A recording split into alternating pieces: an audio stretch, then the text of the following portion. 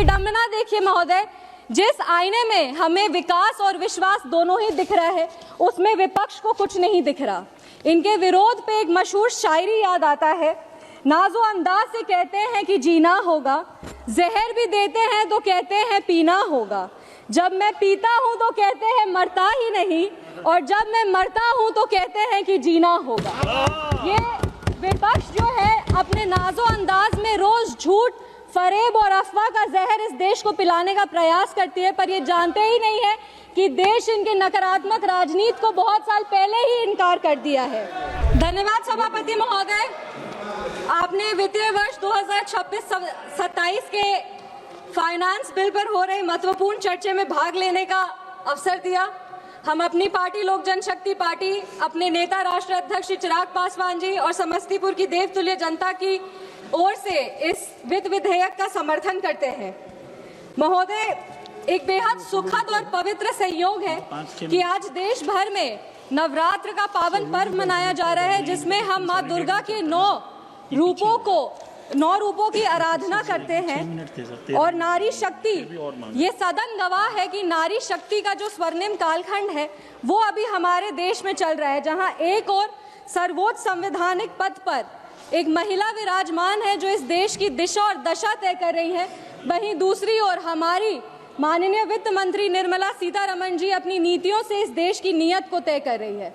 एक छोटे से ग्रामीण क्षेत्र से माताओं बहनों के आशीर्वाद से एक युवा महिला सांसद अपनी आवाज को इस सदन में बुलंद कर रही है, और वहीं पे जितनी भी हमारी माताएं बहनें हैं उनके आशीर्वाद से और जो सरकार जो है जितनी भी महिला है उनके सशक्तिकरण से स्वयं सहायता समूह जो समाज में महिलाओं को ग्रोथ इंजन बना रहा है, उसके विमेन लीडर्स को ग्रामीण क्षेत्रों में डेवलप कर रहा है। ये सबसे ये समझ में आता है कि हमारे देश में जो विमेन लेड डेवलपमेंट है उसका सही परिणाम आज देखने को मिल रहा है।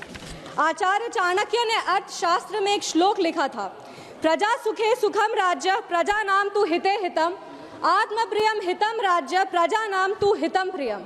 इसका अर्थ है कि नेता का जो सुख है वो प्रजा के सुख में ही निहित होना चाहिए और प्रजा के हित में ही उसे अपनी हित को देखना चाहिए।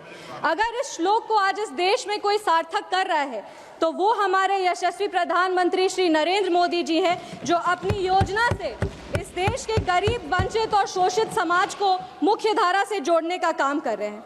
आचार्य चाणक्य ने राजधर्म की बात की थी, और राजधर्म का असली अर्थ है सबका साथ, सबका विकास, सबका विश्वास और सबका प्रयास। और इसी विचारधारा के साथ पिछले 11 वर्षों से हमारी सरकार काम कर रही है। ये साल का बजट और ये वित्त विधेयक सिर्फ कुछ आंकड़े नहीं है या पन्नों का दस्तावेज नहीं है, ये एक आईना है जिसमें हमें एक विकसित भारत, सशक्त भारत और समृद्ध भारत दिखता है। ये आईना है जिसमें हमें बाबा साहब डॉक्टर भीमराव अंबेडकर के समावेशी सोच को देखने को मिलता है। ये एक आईना है जिसमें हम भारत रत्न जननायक कर्पूरी ठाकुर जी के सामाजिक न्याय को देख सकते हैं। ये आईना है जिसमें हम युवाओं की प्रतिभा को देख सकते हैं। ये आईना है जिसमें हम अपने सेना के अदम्य शौर्य को देख सकते हैं।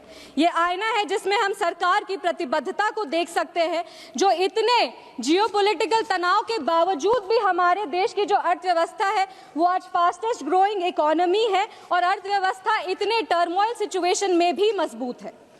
लेकिन विडंबना देखिए महोदय, जिस आईने में हमें विकास और विश्वास दोनों ही दिख रहा है उसमें विपक्ष को कुछ नहीं दिख रहा। इनके विरोध पे एक मशहूर शायरी याद आता है, नाजो अंदाज से कहते हैं कि जीना होगा, जहर भी देते हैं तो कहते हैं पीना होगा, जब मैं पीता हूँ तो कहते हैं मरता ही नहीं, और जब मैं मरता हूँ तो कहते हैं कि जीना होगा। ये विपक्ष जो है अपने नाजो अंदाज में रोज झूठ, फरेब और अफवाह का जहर इस देश को पिलाने का प्रयास करती है, पर ये जानते ही नहीं है कि देश इनके नकारात्मक राजनीति को बहुत साल पहले ही इनकार कर दिया है। इस शेर में विपक्ष का पूरा सियासी चरित्र देखने को मिलता है। यहाँ पे बड़ी बड़ी संस्थानें हैं, IMF है, OECD है, जो भारत की ओर उम्मीद से देखती है और भारत को एक ब्राइट स्पॉट मानती है, पर हमारे विपक्ष के कुछ विद्वान हैं जिनको इस पूरे विकास में कुछ दिखता ही नहीं और वो हमेशा कहते हैं कि India is a dead economy. मजाक की बात तो ये है सर कि जो खुद इलेक्टोरली डेड हो गए हैं, अब बार बार विपक्ष की बात कर रहे हैं, पूरा विपक्ष तो खाली पड़ा है। अर्थव्यवस्था को क्या डेड कहेंगे? आप इस देश को जब डेड इकोनॉमी कहते हैं तो आप हमारे प्रधानमंत्री का अपमान नहीं करते, आप अपमान करते हैं उस किसान का जो रिकॉर्ड 350 मिलियन टन अनाज उगा रहा है। आप अपमान करते हैं उस श्रमिक का जो आज सांसद भवन से लेकर राम मंदिर तक का निर्माण कर रहा है। आप अपमान करते हैं उस वैज्ञानिक का जो चंद्रयान को शिव शक्ति पॉइंट तक पहुंचाया है।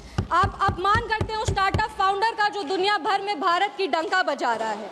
और हम गर्व से कहते हैं कि under the decisive leadership of our honourable prime minister Shri Narendra Modi ji, हम फ्रेजाइल 5 इकोनॉमी से टॉप 5 इकोनॉमीज में आ चुके हैं। और ये सिर्फ और सिर्फ इसीलिए संभव हो पाया क्योंकि हमारी नीतियां जो है वो बोल्ड रिफॉर्म्स पर आधारित है, रोबस्ट इंफ्रास्ट्रक्चर पर आधारित है।